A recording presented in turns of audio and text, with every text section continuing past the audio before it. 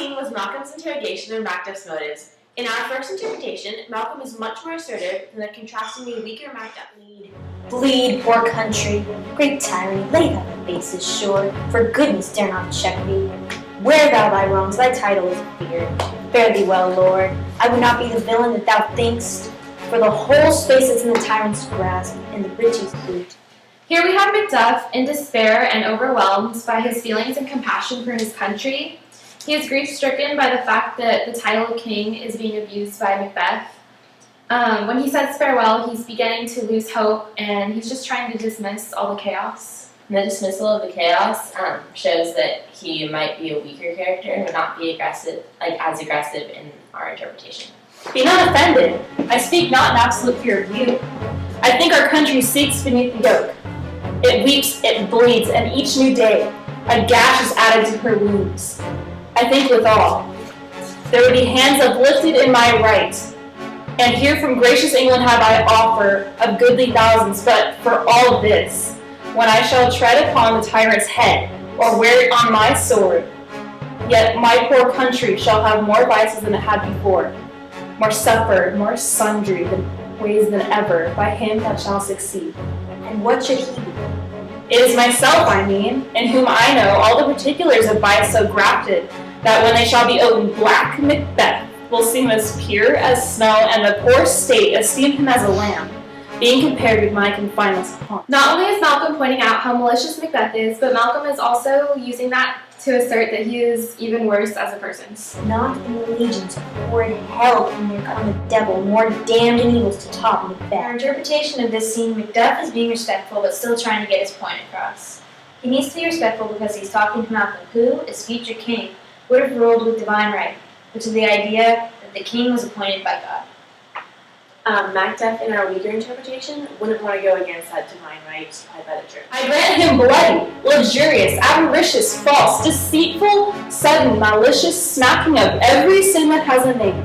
But there's no bottom, none, in my voluptuousness. Your wives, your daughters, your matrons, and your maids could not fill up the cistern of my lust, and my desire, all consonant impediments, would o'erbear that does oppose my will. Better MacBeth than such one to reign. Boundless intemperance in nature is a tyranny. It hath been the untimely emptying of the happy throne in the fall of many kings. But fear not yet to take upon you what is yours.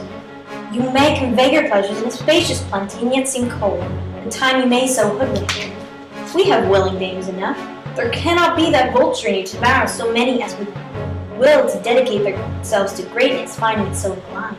With this there grows in my most ill-composed affection such a stanceless avarice that, were I king, I should cut off the nobles' further lands, desire their jewels, and this other's house, and my more having would be as a sauce, to make me hunger more.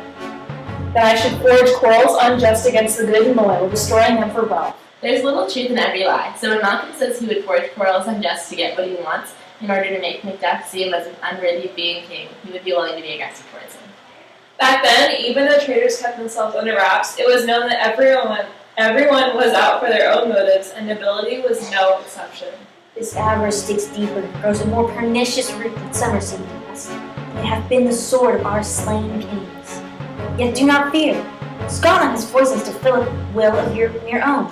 All these are portable with other graces In waived. interpretation, MacBeth is finally revealing his uneasiness at all of Malcolm's aggressive words. I have none.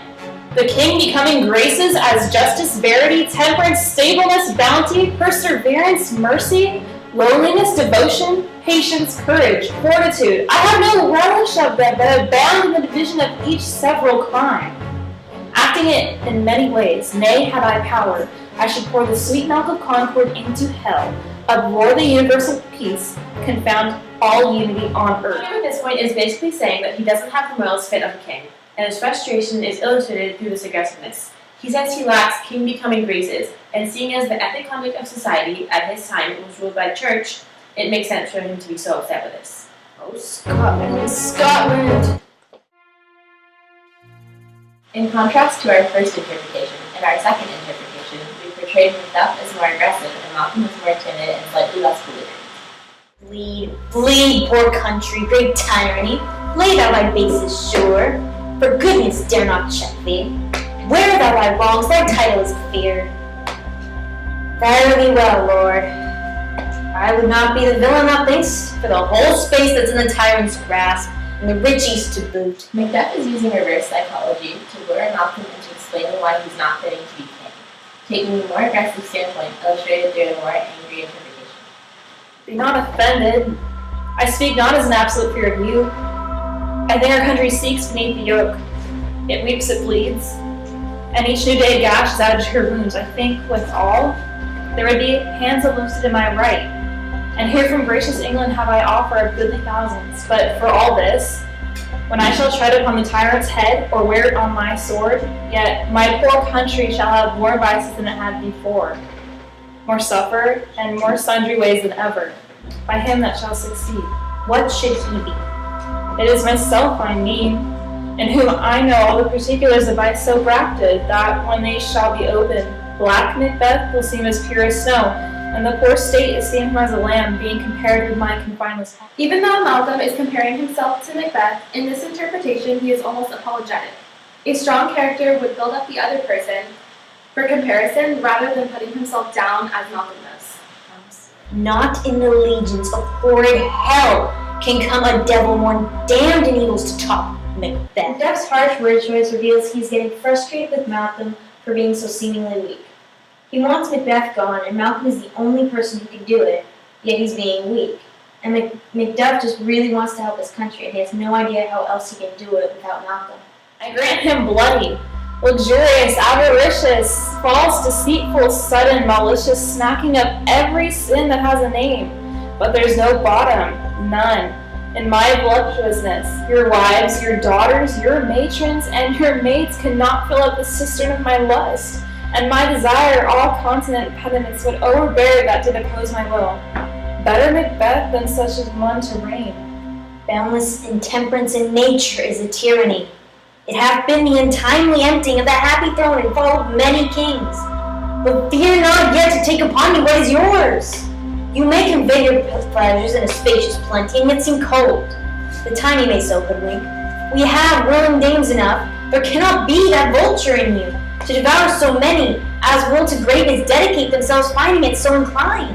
With this there grows in my most ill-composed affection such a stanchious avarice that, were I king, I should cut off the nobles for their lands, desire his jewels and this other's house, and my more having would be as a sauce to make me hunger more, that I should forge quarrels unjust against the good and loyal, destroying them for wealth. Malcolm begins to question himself, who he is, and how he would be as king.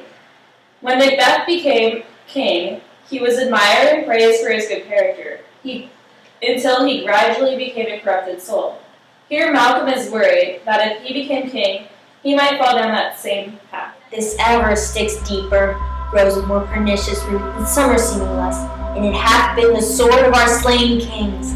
Yet do not fear! Scotland has voices to fill up your will of your mere own. All these are portable with your other graces' ways. For this interpretation, Macduff is finally revealing his uneasiness at all of Malcolm's aggressive words. But I have none. The king becoming graces as justice, verity, temperance, stableness, bounty, perseverance, mercy, lowliness, devotion, patience, courage, fortitude.